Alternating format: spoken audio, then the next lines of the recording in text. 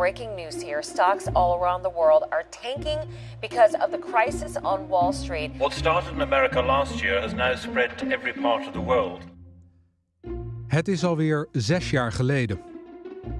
Vanaf zijn redactie heeft Martin Wolf in 2008 direct zicht op het financiële hart van Europa. Toch wordt de man die er prat op gaat dat hij dit soort zaken ziet aankomen volledig overrompeld door de financiële crisis. The simple truth is that I, along with many others, but I'm not saying everybody, simply didn't understand how completely fragile the financial sector itself had become.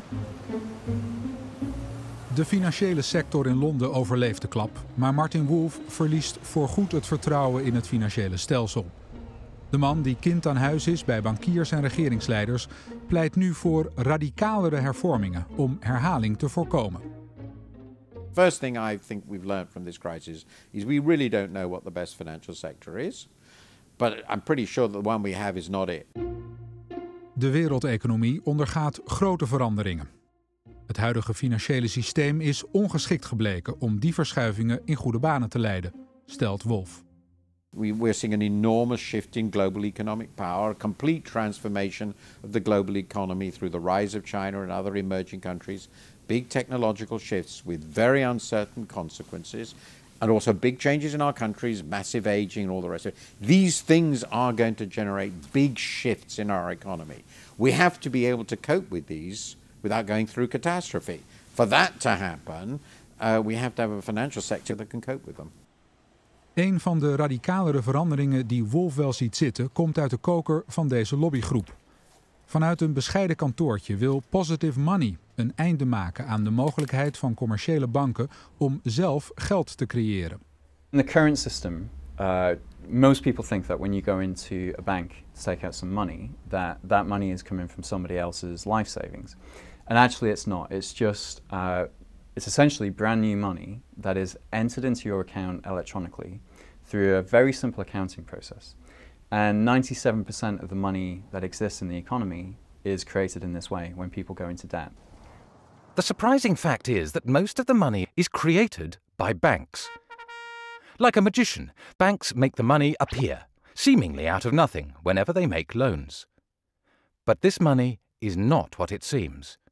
This money is credit and is temporarily on loan from the banks. We use it as money. We believe that it is money. But because it is credit, at some point in the future, it has to be paid back. Nearly all the money in our economies is created by banks. It's nothing to do with government. They have been basically given a public function.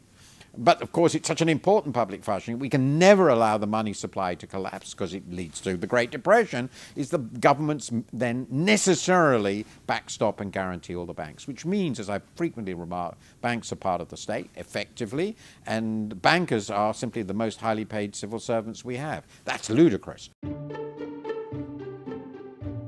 So you have to separate the monetary system from the financial system.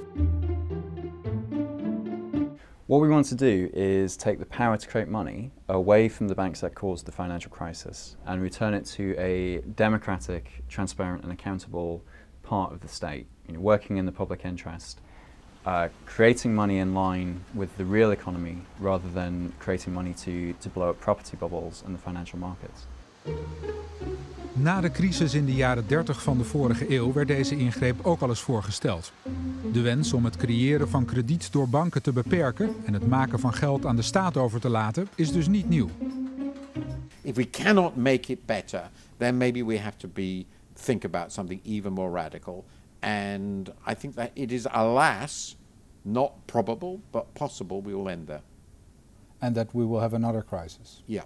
Not tomorrow, but the system, in my view, remains fundamentally fragile. As I said, the financial sector we have today is essentially the one we had before. It has essentially the same characteristics. En dan groeien de laatste dagen ook de zorgen over Europa weer. De eurozone belandt mogelijk voor de derde keer sinds 2007 in een recessie.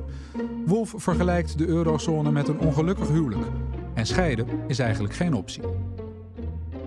I regard the challenge for Europe of turning what I think has proved to be a bad marriage so far into a really good one.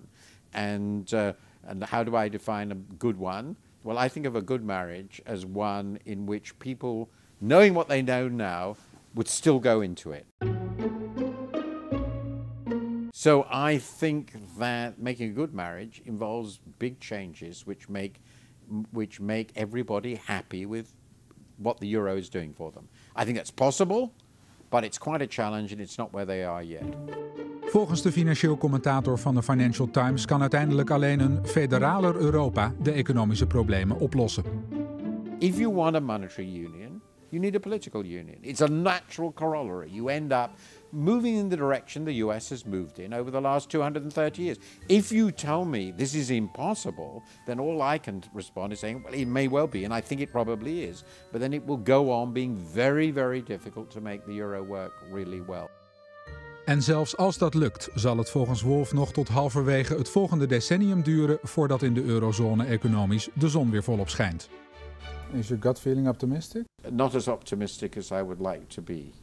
But as I sometimes respond when people say your problem is that you're far too pessimistic, I always give two responses to that. The first is only when I've been optimistic that I've been proved to be completely wrong. So I was too optimistic, as you pointed out, in 2006-7.